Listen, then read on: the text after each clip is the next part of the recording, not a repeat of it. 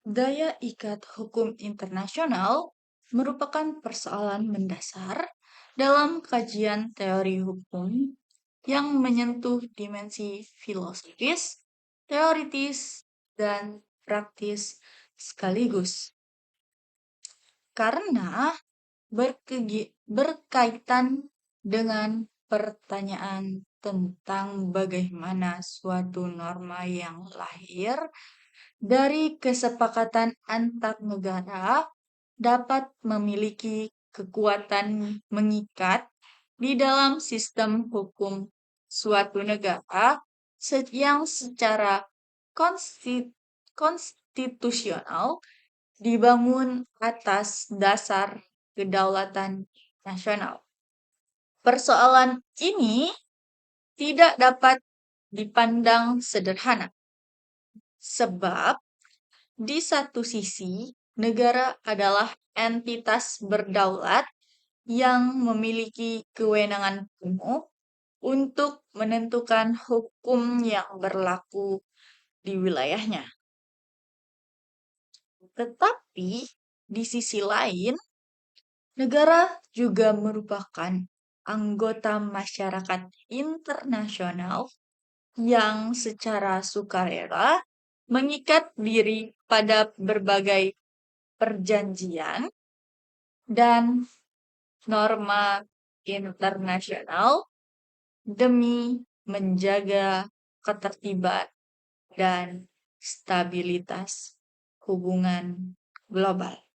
Ketegangan antara prinsip kedaulatan dan prinsip keterikatan internasional inilah yang menjadi latar belakang lahirnya perdebatan teoritis mengenai hubungan antara hukum internasional dan hukum nasional, serta bagaimana daya ikat hukum internasional dipahami dalam konteks sistem domestik suatu negara. Dalam perkembangan sejarah hukum internasional, terutama sejak lahirnya sistem negara modern, pasca perdamaian Westphalia, negara dipandang sebagai subjek utama hukum internasional yang memiliki kedaulatan penuh atas wilayah dan rakyatnya. Kedaulatan tersebut berarti tidak ada otoritas yang lebih tinggi dari negara dalam menentukan hukum yang berlaku secara internal. Namun, perkembangan hukum internasional yang semakin kompleks tentunya termasuk dalam bidang perdagangan, keamanan lingkungan hidup, dan hak asasi manusia. Menuntut adanya aturan bersama yang disepakati oleh negara-negara untuk menghindari konflik dan menciptakan kepastian hukum.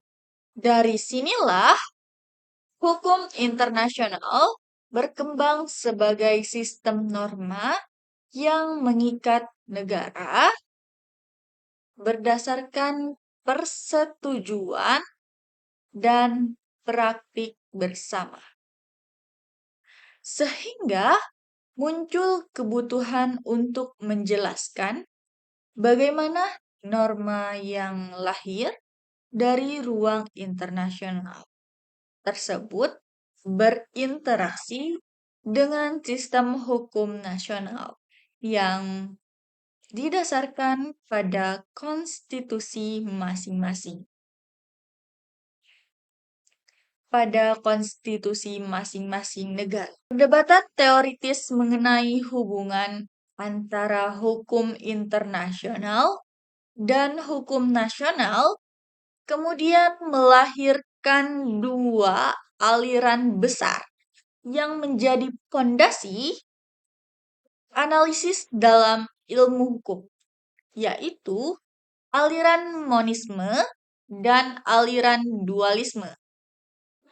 Kedua ini tidak hanya berbeda dalam pendekatan teknis terhadap keberlakuan norma internasional, tetapi juga berbeda dalam cara memandang hakikat hukum dan posisi negara dalam masyarakat internasional.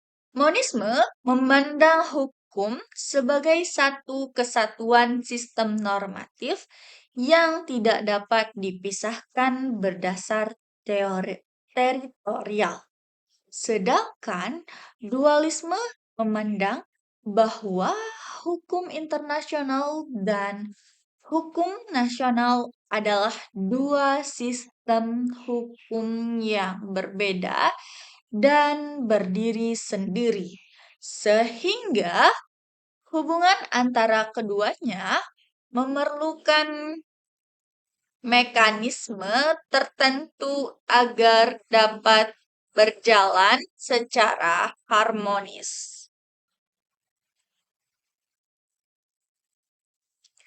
Aliran monisme berangkat dari asumsi filosofis bahwa hukum pada dasarnya adalah satu dan bersifat universal, sehingga pembagian antara hukum nasional dan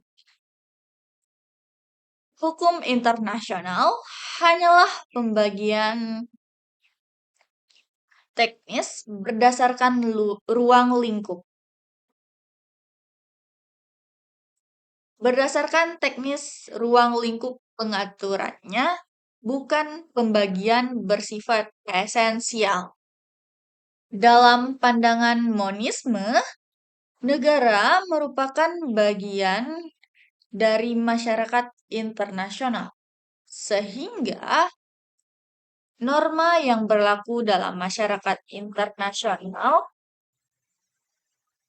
pada hakikatnya juga merupakan norma yang mengikat negara tersebut secara internal.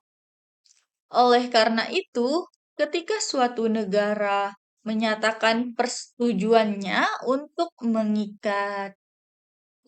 terkait pada suatu perjanjian internasional, norma yang terkandung dalam perjanjian tersebut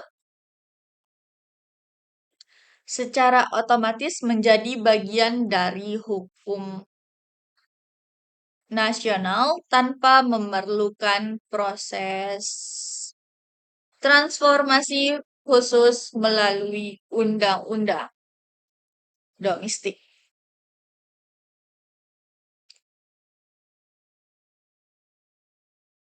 Dalam kerangka monisme, keberlakuan langsung norma internasional di dalam negeri dipandang sebagai konsekuensi logis dari kesatuan sistem hukum tersebut, sehingga hakim nasional dapat langsung menerapkan norma internasional sebagai dasar pertimbangan dalam memutus perkara. Hal ini berarti bahwa tidak ada pemisah antara sumber hukum nasional dan sumber hukum internasional, karena keduanya dipandang sebagai bagian dari satu struktur normatif yang utuh. Dengan demikian, perjanjian internasional yang telah diratifikasi memiliki kekuatan hukum yang sama dengan undang-undang nasional. Bahkan dalam beberapa sistem monis dapat memiliki kedudukan yang lebih tinggi apabila terjadi konflik dengan hukum domestik. Monisme kemudian berkembang dalam dua varian utama, yaitu monisme dengan primat hukum nasional dan monisme dengan primat hukum internasional, yang masing-masing memiliki implikasi berbeda terhadap penyelesaian konflik norma. Monisme dengan primat hukum nasional mengakui kesatuan sistem hukum, tetapi tetap menempatkan hukum nasional sebagai norma yang lebih tinggi dalam hierarki apabila terjadi pertentangan dengan hukum internasional. Dalam pandangan ini, negara tetap mempertahankan supremasi konstitusi dan undang-undangnya sebagai bentuk ekspresi kedaulatan. Meskipun norma internasional tetap diakui sebagai bagian dari sistem hukum. Sebaliknya, monisme dengan primat hukum internasional menempatkan hukum internasional sebagai norma yang memiliki kedudukan lebih tinggi dibandingkan hukum nasional. Sehingga apabila terjadi konflik, hukum internasional harus diutamakan dan hukum nasional yang bertentangan harus disesuaikan atau bahkan dikesampingkan. Pandangan ini banyak dipengaruhi oleh teori Hans Kelsen mengenai tata jenjang norma, yang memandang bahwa validitas suatu norma bergantung pada norma yang lebih tinggi dalam struktur hierarkis. Sehingga hukum internasional dapat menjadi dasar legitimasi bagi hukum nasional dan bukan sebaliknya. Monisme dapat digunakan untuk menilai apakah suatu negara memberikan keberlakuan otomatis terhadap perjanjian internasional dan apakah pengadilan nasional secara langsung menerapkan norma internasional tanpa memerlukan undang-undang pelaksanaan tambahan. Apabila jawabannya adalah iya, maka negara tersebut dapat dikategorikan sebagai penganut monisme, khususnya apabila norma internasional bahkan dapat mengesampingkan undang-undang nasional yang bertentangan.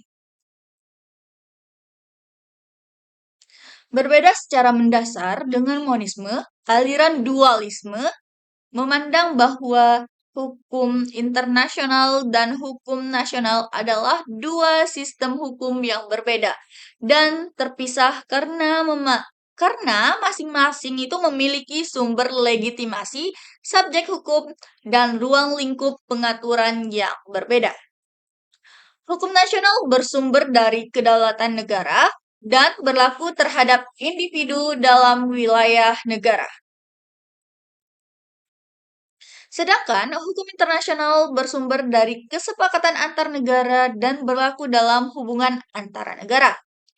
Karena perbedaan mendasar ini, dualisme menolak anggapan bahwa norma internasional dapat secara otomatis berlaku dalam sistem hukum nasional. Dalam perspektif dualisme, agar suatu norma internasional dapat berlaku di dalam negeri, norma tersebut harus terlebih dahulu ditransformasikan ke dalam hukum nasional melalui mekanisme legislasi yang sah seperti pembentukan undang-undang, ratifikasi, atau undang-undang pelaksanaan yang mengadopsi substansi perjanjian internasional tersebut. Transformasi ini menjadi syarat mutlak agar norma internasional memperoleh kekuatan mengikat secara domestik, sehingga tanpa transformasi tersebut, hakim nasional tidak dapat menjadikan sebagai dasar hukum dalam memutuskan perkara. Dualisme sebagai pisau analisis menekankan bahwa hubungan antara hukum internasional dan hukum nasional bersifat koordinatif dan bukan hierarkis, sehingga masing-masing sistem dapat mempertahankan otonominya. Ratifikasi internasional tidak serta-merta berarti keberlakuan langsung secara domestik, karena masih memerlukan tindakan internal sesuai dengan prosedur konstitusional negara tersebut agar norma internasional dapat diimplementasikan secara efektif. Perbedaan antara monisme dan dualisme pada akhirnya mencerminkan perbedaan pandangan mengenai posisi negara dalam masyarakat internasional. Apakah negara dipandang sebagai bagian dari sistem hukum global yang terintegrasi atau sebagai entitas berdaulat yang memiliki sistem hukum tersendiri yang terpisah dari sistem internasional.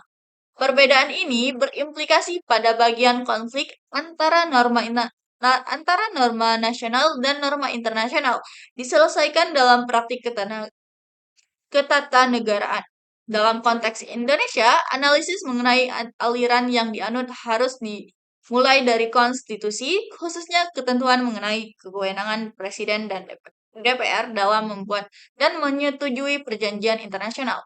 Ketentuan tersebut menunjukkan bahwa terdapat mekanisme internal yang harus ditempuh sebelum suatu perjanjian internasional dapat mengikat secara nasional, sehingga tidak ada keberlakuan otomatis tanpa proses konstitusional.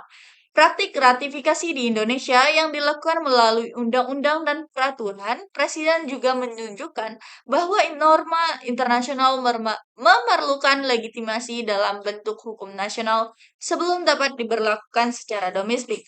Ratifikasi melalui undang-undang menjadi bentuk transformasi yang menandai integrasi norma internasional. Ratifikasi melalui undang-undang menjadi bentuk transformasi yang menandai integrasi norma internasional ke dalam sistem hukum nasional. Selain itu, dalam praktik implementasinya seringkali masih diperlukan peraturan pelaksanaan untuk menerapkan ketentuan perjanjian internasional secara operasional, yang menunjukkan bahwa ratifikasi belum tentu cukup untuk menjadikan norma internasional dapat langsung diterapkan tanpa peraturan lebih lanjut dalam hukum nasional. Dalam praktik peradilan, hakim Indonesia pada umumnya merujuk pada undang-undang nasional yang telah mengadopsi perjanjian internasional, bukan langsung pada teks asli perjanjian tersebut sebagai sumber hukum mandiri. Hal ini menunjukkan bahwa norma internasional memperoleh daya ikat melalui proses transformasi dalam sistem hukum nasional. Meskipun demikian, Indonesia menunjukkan keterbukaan terhadap norma internasional, utama dalam bidang hak asasi manusia, di mana instrumen internasional sering dijadikan rujukan interpretatif dalam menafsirkan hukum nasional agar selaras dengan standar internasional. Keterbukaan tersebut mengubah fakta bahwa keberlakuan norma internasional tetap berada dalam kerangka hukum nasional dan bergantung pada mekanisme konstitusional yang berlaku. Sehingga supremasi hukum nasional tetap menjadi prinsip yang dijaga dalam sistem hukum Indonesia. Dengan demikian, berdasarkan analisis teoritis dan praktik ketatanegaraan, Indonesia dapat dikategorikan sebagai negara yang menganut aliran dualisme dengan pendekatan moderat, yaitu tetap menekankan pentingnya transformasi norma internasional ke dalam hukum nasional, tetapi membuka ruang harmonisasi dengan perkembangan hukum internasional. Kesimpulannya, teori monisme dan dualisme merupakan dua kerangka konseptual utama yang memahami daya ikat hukum internasional.